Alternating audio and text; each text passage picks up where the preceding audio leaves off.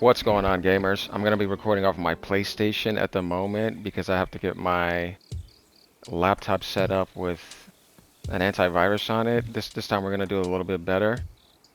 So yeah, sorry about that, but we can still talk about the topic here. It says PS6 handheld. Yeah, we got some more information here on the PlayStation 6 handheld. Is claimed to be more powerful than the Xbox Series S. And not only is it more powerful, it has more memory as well. And they're going to be using a nice upscale on it. So it's definitely going to be more powerful than the Series S and go past that. It's not going to be like close to it. No, it's going to go past it. And it says right here on the first check mark by Rhino the Bouncer, it's massively ahead of the Xbox Series S. So yeah, that says a lot right there. So that means it's going to be reaching levels and trying to get closer to maybe the PlayStation 5. They're not saying it was close to it, but massively ahead of Series S means that you're obviously leaving out of that category. So that is a nice thing to know about. And you know, you wonder what the prices are going to be too, right? Because we've seen the prices of this Steam um, deck. We've seen the prices of the ROG Ally, though I believe those are sold as PCs. So I think with the PlayStation handheld, Sony will probably try to get that price affordable. But I definitely don't think it's going to be anything like $399 or whatever, because the Switch is $449. I'm thinking probably like $549, $600 probably, maybe 600.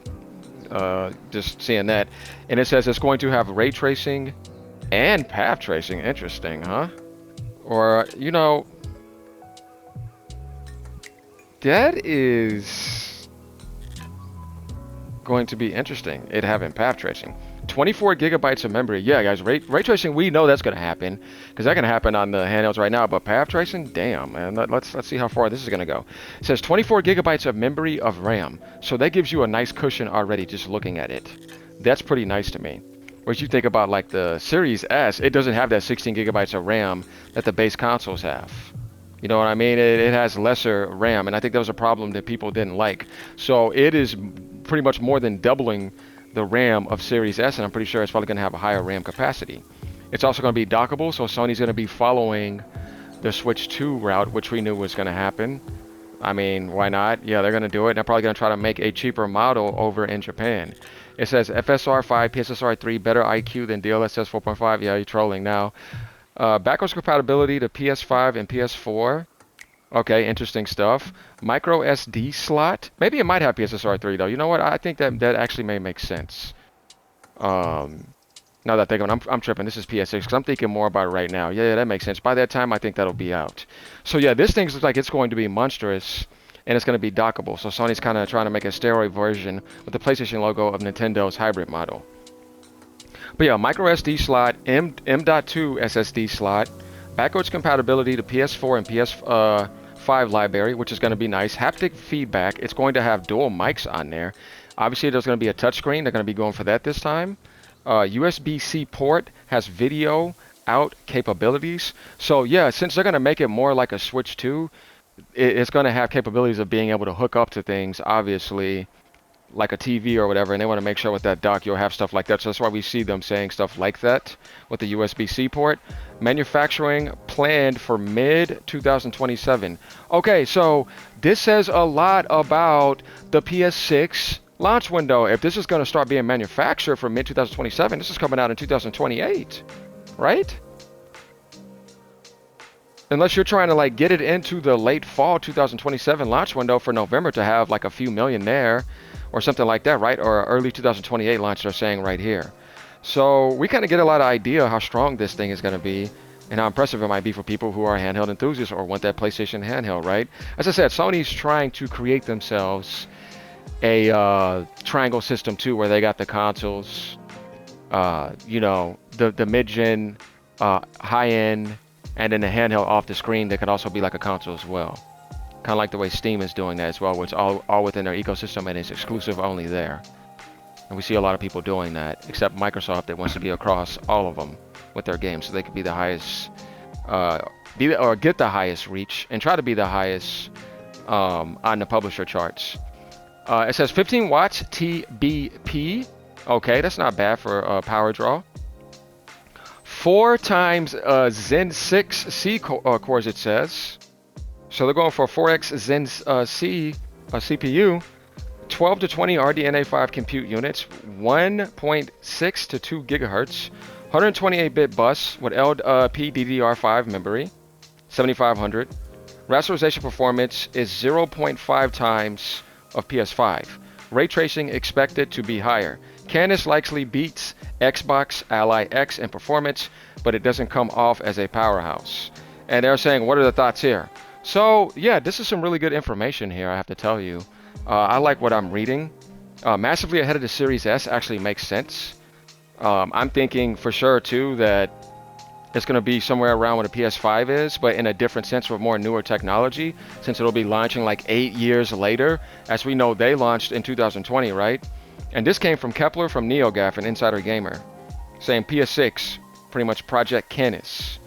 So I want you guys to let me know what you think when it comes to 24 gigabytes of memory, ray tracing, path tracing, PSSR 3, monolithic 3 NM die, backwards compatibility for PS5 library and PS4, haptic vibration, dual mics, touchscreen, and pretty much trying to target maybe a 2028 early launch window.